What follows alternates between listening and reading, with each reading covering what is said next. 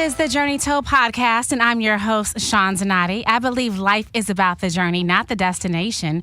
To find the journey in every step of the road, the highs and lows, the twists and turns, the ups and downs. It's in those moments that really makes life so beautiful. Our guest today has a journey of her own. She's an author, financial educator, and accounting solutions provider. Please help me welcome Jasmine Young to the show. Jasmine, thank you so much for being here. Thank you for having me. I really appreciate you. I appreciate you for being on the show. I mean, you have such an important job. I want to first start off really with backtracking a bit. And I'm saying backtracking because, the world we've now opened up from COVID, I feel like pretty much everywhere. And I'm want to backtrack in the sense of what was COVID like for you from a financial education standpoint, accounting standpoint. What was that like for you in your world? So COVID actually was good for me. And I know that's hard for a lot of people to say, but being a financial educator in a world where we're all going through a global pandemic, people are uncertain about their finances, people aren't working, people turn to us here at Southern Tax. So business for us actually quadrupled during the pandemic because people wanted to know, what can I do to manage my finances during a pandemic? In the event that this happens again, what can I do to plan for uncertainty? So we stepped in and we provided educational resources and of course our services to be that thought leadership and to be that guide and advisor that people needed during the time of a global pandemic where nobody knew if they were going to be paid, when the payment was going to come, what unemployment going to look like. We were there. You were there, and you're viral. You have a very strong social media presence. How did that happen? How did you become that voice? How did you become the social media advisor, if you will, in this space, the person that people leaned on and are still leaning on, I should say, in present tense? How did that door open for you? So we actually, because everybody was at home quarantining, the only way for us to get to people was through social media.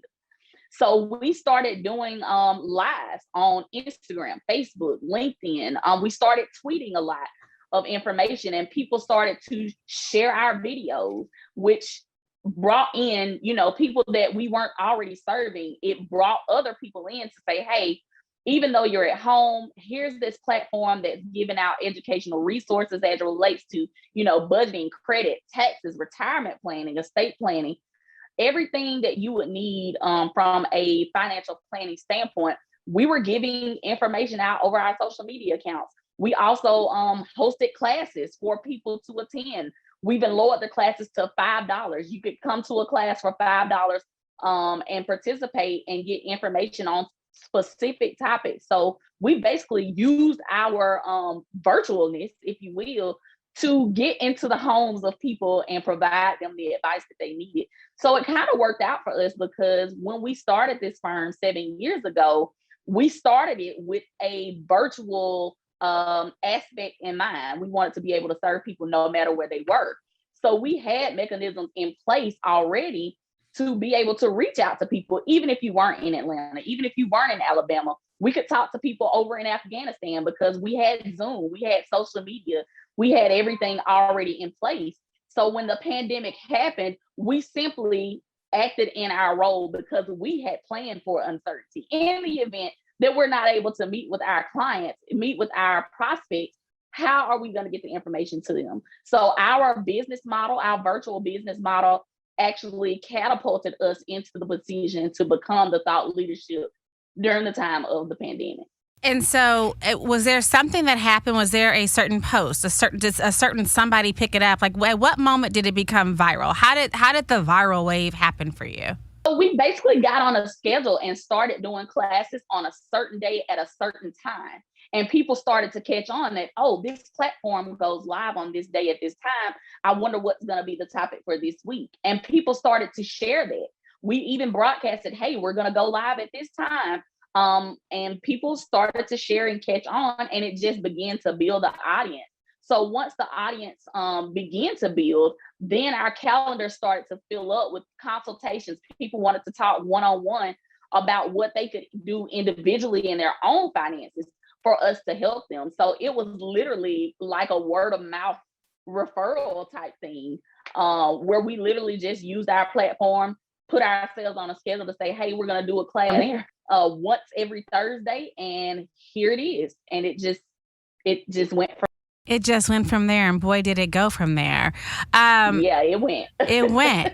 Yeah, you know what I think is so important, that the important nugget of this story that I'm hearing from you, and that I've heard from so many other people that I've talked to on the show, myself also included, from my own business, the power of helping people in this time period without asking for something in return financially, or for a very, very, very discounted, very bare minimum rate. Talk about that. Talk about what the service industry looks like, how people have maneuvered differently during these times, given of themselves of service differently, and how the benefits have reaped differently in return. What has that changed your outlook of how you're going to be doing business moving forward? So the good thing about that is we started this company, this CPA firm, with the people in mind. So even though, of course, this is a business, we started our business with a purpose behind it, which was to spread financial literacy around the globe. So in a situation where a global pandemic hits and people aren't able to afford different things, we stepped in and said, hey, we're still going to do what we purpose ourselves to do from the start, and be that thought leadership and provide that financial literacy that we were already providing. And in turn, what happened was people began to say, hey, I don't have this amount of money, but I can do this. Can you work with that budget? It started to bring other people in because we showed that we cared. That's what we did. We showed that we care about your finances, even outside of a global pandemic, but we also care about it inside of a global pandemic. So we're still going to be there, and we're still going to serve our purpose of spreading financial literacy around the globe, so that people can, no matter what the climate of the world is, we show that we care. I've told a lot of people that have asked the same question that you asked, like, how does that work? Like, how did you maneuver that? And I tell people there's one key to business. People won't do business with you until they know that you care. And when we showed that we cared, we reap the benefits of that. And we're at a point now where business is overflowing. There has been a constant influx because we show that we cared. To the service-based business owner who's out there, and or let's just say product-based business owner. So the business owner who's listening or viewing, who has been working off the mindset of retainer or financial, you pay me this in exchange for this, you get this in return. What would you say to that person now that you've gone through the pandemic and you've operated differently of how you maneuver? What are some tips of what you would say of the way to maneuver now as a business owner and be able to flourish through service that's maybe a little bit differently than the way we're traditionally taught to operate and maneuver in business? I would say make sure that you always provide a personal aspect to the service that you're offering. Mm-hmm. People don't want to do business with systems. People want to do business with people, and they want to do business with people who care. A lot of the people that have come to us have said, I didn't get this personal relationship with this service provider or that service provider. So when I was able to get that from you, it made me feel this way, or it made me feel that way. Mm-hmm. That is what I would say to those service-based business owners out there. Do not negate the personal aspect of your business. You do business with people, not with systems. Give people a personal connection. It's the connection that's missing. And even if you look outside of just what we do, all the other businesses around us are putting things in place to where you don't have to interact with people, and people are missing that. And that's what we provide. So I would advise all business owners, if you're providing a service, don't forget the personal aspect. And don't move strictly off of of payment in the beginning, right? Absolutely. Now, of course, business is business. You do have to be paid for your services. You Mm-hmm. have people to pay, and we understand that. However, I encourage you to attach a purpose and a mission to your dollar, because a dollar without a purpose and a mission doesn't move people Or move you. or move me. Right. Yeah, because I've noticed, at least for myself, when I'm working as a publicist, when I'm working with a client, that's the biggest thing I'm looking for is the purpose behind it. Because I move differently when it's a purpose. I have a passion for it. So Right. it's a difference. You have a different kind of grind. So that's so important. Let's switch gears a bit to what's on your shirt there. So Black Wall Street. I see Black Wall Street is all over social media, all over my timeline. So you're doing a great job with your marketing. For those who do not know, talk about Black Wall Street and your involvement with Black Wall Street. For those who don't know, Black Wall Street actually was a predominant African American community in Tulsa, Oklahoma, that was actually destroyed because of a white mob back in 1921. So this year, 2021, actually marks the 100th year anniversary of what most people know as the Tulsa Race Massacre. So Black Wall Street actually consisted of over 600 businesses, 30 grocery stores, 2 movie theaters, a bank, a school system, 6 private planes, 21 grocery stores. It was the most prominent African American community to date, where the Black dollar circulated 35 to 100 times before it left the community. Whereas now the Black dollar only circulates 6 hours before it leaves the Black community. 6 hours. So 6 hours, a very, very drastic difference. And what has happened since then is that the wealth that African Americans were able to accumulate back then, because of the destruction of Black Wall Street, we have not been able to regain our wealth since then.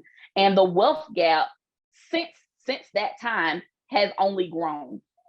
So what I did was I put together a event called the Black Wall Street Black Business Expo, where I brought in several small businesses. It was over 54 vendors there, as well as some financial literacy advocates such as David Banner, Melody Holt, and Marcel Scott from Love and Marriage Huntsville. Dr. Erica Jones talked about healthcare in the African American community, and other entrepreneurs who banded together with me to talk to the community about what we can do to revive the spirit of Black Wall Street, how we could use entrepreneurship to close the wealth gap that we've been experiencing since the destruction of Black Wall Street. And also Mr. Hill Harper gave us a preview of his app that he created called Black Wall Street. Where it's a digital wallet and a cryptocurrency trading platforms that is 100% Black owned. So we talked a lot about what we can do individually, even if you're not an entrepreneur. We talked about what you could do individually to increase your own wealth, and then of course collectively increase the wealth of our community. So we did that event, over 400 attendees. We did it through our nonprofit, which is the Financial Literacy Institute, where we actually put together educational courses and resources to give low income communities and underserved communities access to the financial resources that our counterparts have access to, that we have because of issues like redlining and new laws. We give them access to those things that they otherwise have not been able to gain access to because of things that have happened racially in our society and in the country. Talk about the importance of this. Why was it important for you to put this event together? And can you share a story or two of the impact of this? Of maybe someone who has shared a story with you of something that bounced out of this, or how someone may have gotten their groove back, or an opportunity that came out of this that sprouted out of this as a result of your efforts and your service to the community, the Black community specifically. Yes. So, Black Wall Street, the reason I wanted to do it, number one, is because Black Wall Street isn't taught in the history books in school. A lot of people had no idea what Black Wall Street was until we did this event. So it was very important for me to educate. That's our mission, not only in my CPA firm, but also in the nonprofit, the Financial Literacy Institute, is to educate people on finances. And what other way to let people know that, hey, it is possible for you to achieve wealth, because our people have done it before. And I wanted to just provide that, not only the education of Black Wall Street, but I also wanted to celebrate our ancestors who lost their lives due to racial violence, not just through Black Wall Street, but also we did it on Juneteenth, which is now a federal holiday as of a couple of weeks ago. Biden did sign into law that Juneteenth is a national holiday. So I wanted to celebrate us, because we see so many things in the media as it relates to the African American community that isn't positive. And I wanted to bring a positive light to our people. So that's why it was so important for us to do the event. And you have no idea the outpouring of comments and thank yous and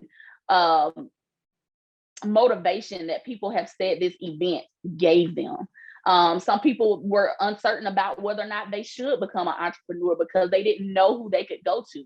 Because we were bringing in 54 vendors, they were able to go to these different companies and say, hey, I now know a company that I can go to for my advertising or for my CPA services or for consulting.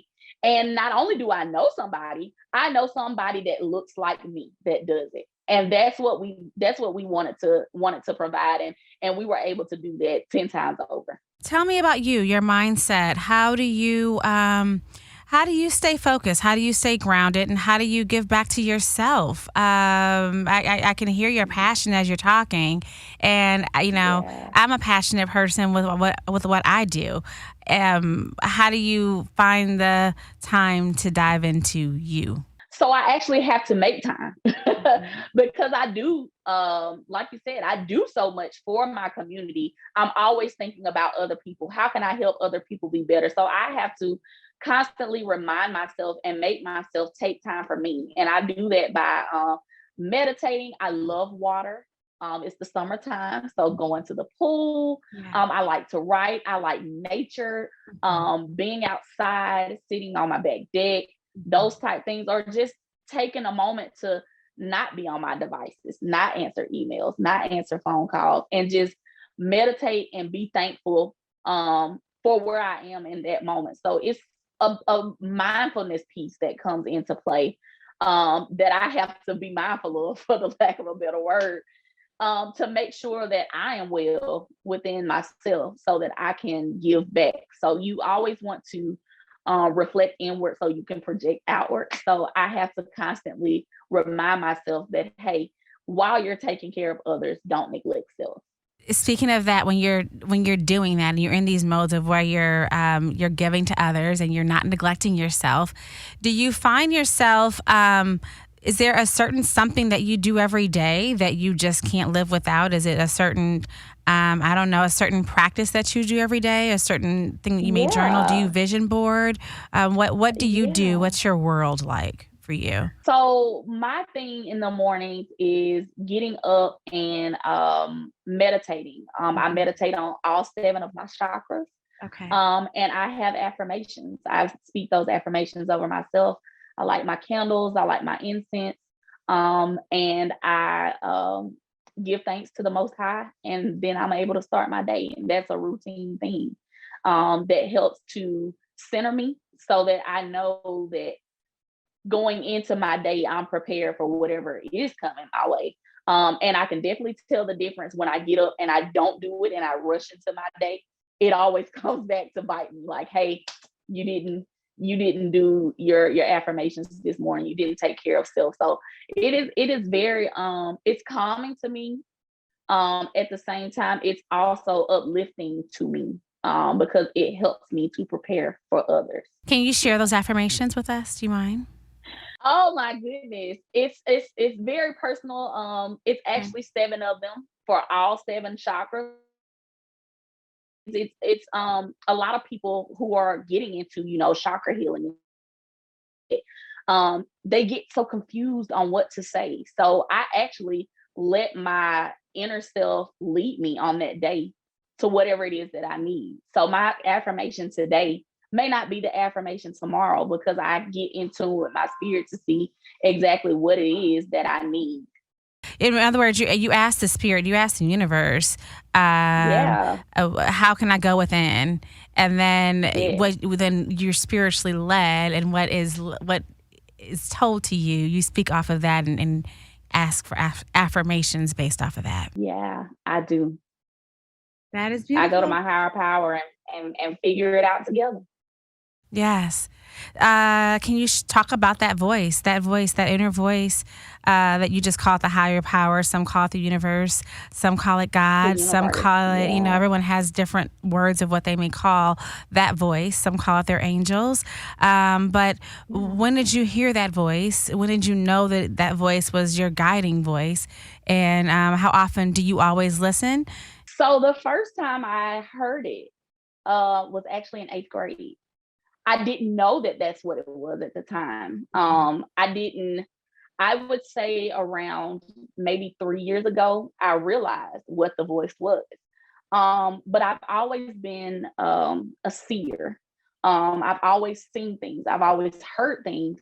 And a lot of people say, I heard someone call my name, but when I looked, there was nothing there. And Mhm. I started to share these things with my mom, who explained to me that, hey, you're not crazy.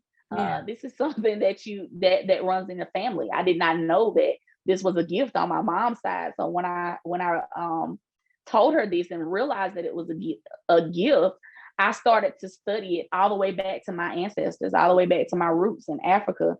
Mm. And to answer your question, no, I don't always listen. And I'm learning that life is easier when I do. But sometimes I'm hard headed Yeah. and I don't listen. But those to me are learning lessons to say, hey, um, you can trust yourself, Mhm. because the voice that you're hearing is guiding you. Your ancestors are guiding you. The universe is giving you what you need. You simply need to be able and willing to accept it so that you can maneuver and journey through. Yes. Yes, that's so true. And they just and literally will lead the path if you allow Absolutely. the process to happen. The process is already led for you Absolutely. if you listen. Yes. I'm going to wrap up this show with a segment that I call Tell and Tell, which is a play on the word show and tell. What is something that you Mhm. can share with my audience that no one knows about you yet? What a secret, if you will, about yourself? So, of course, this isn't a secret to my family because we all know. But for those who don't know me, one thing that I would like to share is why I started to connect to my roots. I'm actually an 8th Cherokee Indian. I still Mm, live on. My family still lives on our land. It's called Indian Ridge. It's an Indian mm, reservation. beautiful. So that as a child, I did not know the importance or the richness and heritage that was there Yeah. living in Indian Ridge. But as I got older, and started to tap into my roots and to figure out, why am I so attracted to water? Why am I so attracted to nature? I'm learning that there were healers in my family Mm, that were Indian. So it's connecting me. The more I get connected to my roots, the better I'm able to maneuver in life, because I'm able to understand why I'm able to do the things that I'm able to do, or why I do the things that I do. And it's weird because a lot of people say, I don't really know why I do this. I just do. But being able to find out the why I love water, why I love nature, why I choose holistic healing over Western medicine, that is um the secret to my inner happiness, I guess you can say. So knowing that I can trace my heritage, even back to, back to being a healer and the shamans and the chakra healing and all those things, being able to trace my heritage back to that, that's what keeps me sane. That's what keeps me sane. Yes, that is so beautiful. This conversation I know was spiritually led, because what's interesting is, even as we talked before and I prepared for this interview, nothing was mentioned of us talking about spirituality or anything along the lines of what we've ventured into this conversation of talking about. I'm very much so into spirituality, and the fact that we have ventured into this lets me know, we're on the right path, because I'm in alignment and you're in alignment. And so clearly we are aligned together, which is why we're on this, we're doing this interview together. Yes, so absolutely. Yes. Absolutely. Yes. I mean, isn't that, seriously, just think about it. We were over here talking on a whole different path, and look at where this journey, if you will, has ended up. Absolutely. Yeah. Absolutely. I appreciate you being on the show. I appreciate you blessing the audience with some tidbits on your financial journey. If someone is interested in joining your journey, how can they go about finding you and tagging along, if you will? Sure. You can always follow me on social media. Yes. You can go on Instagram and Twitter to Your Family CPA. That is my personal page. That is me that is tweeting. That is me that is posting. If you're more interested in connecting to the firm, Southern Tax Preparation and Services, you can actually connect with us on Instagram, Twitter, and Facebook at Southern Tax Prep. And you can even go to southerntaxprep.com/services and book a free 15-minute consultation to sit down and discuss your finances with me. Thank you so much for dropping these nuggets. Thank you for being on the show. I am very much so impressed with you. Keep doing what you're doing. Keep blessing the audience. Keep blessing our people. Keep spreading your word and being of service. Do know that you may not see it, but I see it, and the world sees it, and it's an appreciation. So keep doing what you're doing. Thank you so much. I appreciate that. I appreciate you. Thank you. Well, that is it for this episode of The Journey Told Show. I'm going to leave you with words that my father so often said to me, and that's to be the best version of you that you can be. Until next time, folks, let that sizzle in your spirit.